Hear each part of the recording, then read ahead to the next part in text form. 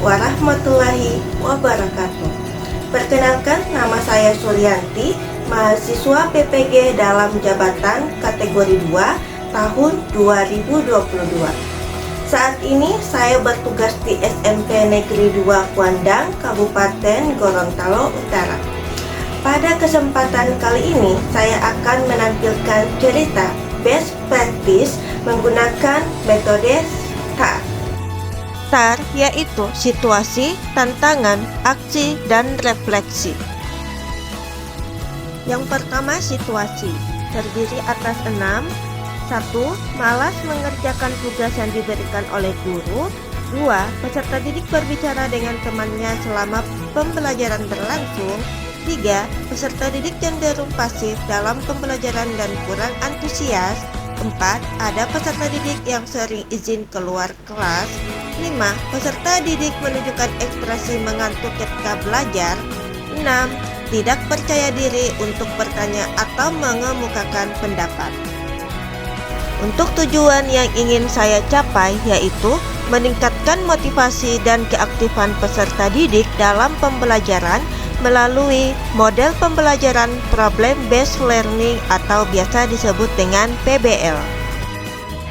Nah, yang menjadi tantangan untuk mencapai tujuan ini yaitu 1.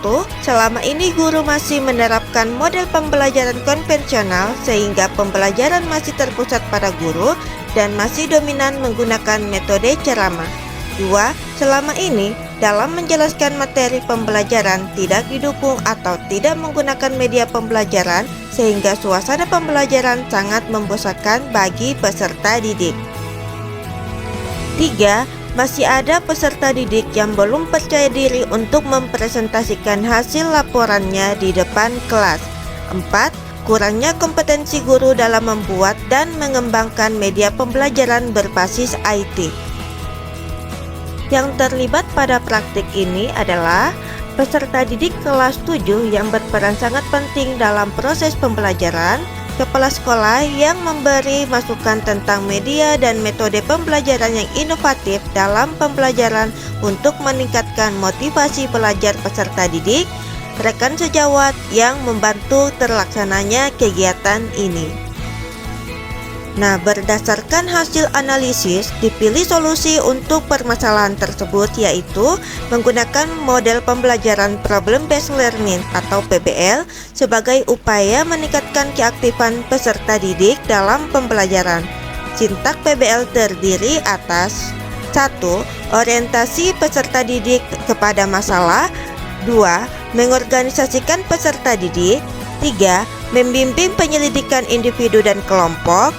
4. Mengembangkan dan menyajikan hasil karya. Dan terakhir, menganalisa dan mengevaluasi proses pemecahan masalah.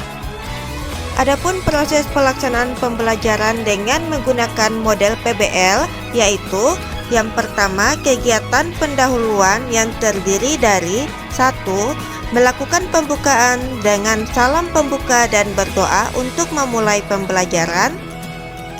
2. Memeriksa kehadiran peserta didik sebagai sikap disiplin. 3. Mengaitkan materi pembelajaran yang akan dilakukan dengan permasalahan aktual dan mengajukan pertanyaan yang ada keterkaitannya dengan pelajaran yang akan dilakukan. 4. Memberikan gambaran tentang manfaat mempelajari pelajaran yang akan dipelajari. 5. Menyampaikan tujuan pembelajaran pada pertemuan yang berlangsung. 6. Memberitahukan materi pelajaran yang akan dibahas. 7. Pembagian kelompok belajar dan menjelaskan mekanisme pelaksanaan pengalaman belajar sesuai dengan langkah-langkah pembelajaran. Berikutnya adalah kegiatan inti yang terdiri dari 1. Peserta didik diberi motivasi atau rangsangan untuk memusatkan perhatian pada topik peran tokoh perumus Undang-Undang Dasar Negara Republik Indonesia tahun 1945 dengan cara menayangkan sebuah video. 2. Peserta didik menyimak penjelasan pengantar kegiatan secara garis besar tentang materi pelajaran. 3. Guru memberikan kesempatan pada peserta didik untuk mengidentifikasi sebanyak mungkin pertanyaan yang berkaitan dengan materi yang belum dipahami.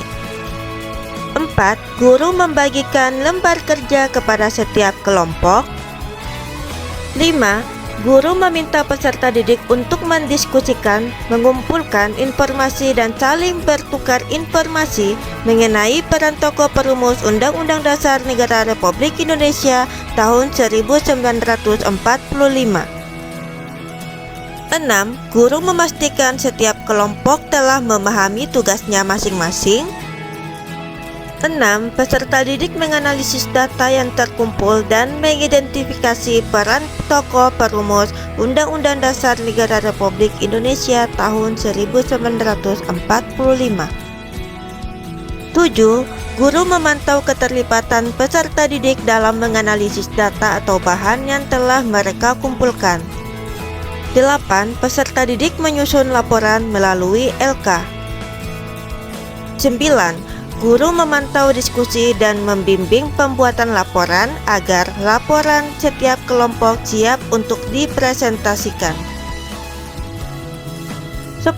Peserta didik menyajikan laporan dalam bentuk presentasi di depan kelas dengan kelompoknya masing-masing. 11. Guru bersama peserta didik melakukan refleksi serta evaluasi terhadap hasil analisis mereka dalam proses kegiatan pembelajaran. 12. Guru dengan peserta didik membuat kesimpulan. 13. Peserta didik membuat resume dengan bimbingan guru tentang poin-poin penting yang muncul dalam kegiatan pembelajaran yang baru dilakukan. Terakhir, ada kegiatan penutup yang terdiri dari 1. Guru memberikan post-test kepada peserta didik. 2. Guru dan peserta didik memeriksa bersama-sama hasil dari post-test yang telah diselesaikan. 3. Guru memberikan penghargaan kepada kelompok yang memiliki kinerja dan kerjasama yang baik. 4. Guru menutup pembelajaran sesuai dengan prosedur rutin, yaitu salam, terima kasih, dan doa. Sumber daya atau materi yang digunakan untuk praktik ini yaitu video pembelajaran, PowerPoint, bahan ajar, buku paket, dan LKPD. Dampak dari penerapan model pembelajaran inovatif dalam hal ini, problem-based learning, yaitu 1. Peserta didik terlibat aktif dalam kegiatan pembelajaran sehingga tidak punya waktu untuk jenuh. 2. Peserta didik juga mulai bisa bekerja secara kelompok.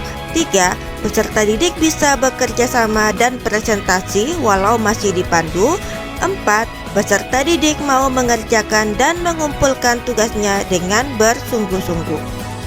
Setelah kurang lebih 5 bulan saya mengikuti PPG di LPTK Universitas Patimura, saya mendapatkan banyak hal seperti ilmu baru, wawasan baru, pengalaman baru dalam dunia pendidikan. Selain itu, tak kalah penting adalah keluarga baru kelas 001 PPKN. Semoga dengan PPG ini kita semua bisa menjadi guru yang profesional dan bergerak maju untuk menggerakkan pendidikan di Indonesia. Terima kasih kepada LPTK Universitas Patimura yang telah memfasilitasi saya untuk mengupgrade ilmu di dalam dunia pendidikan. Wassalamualaikum warahmatullahi wabarakatuh.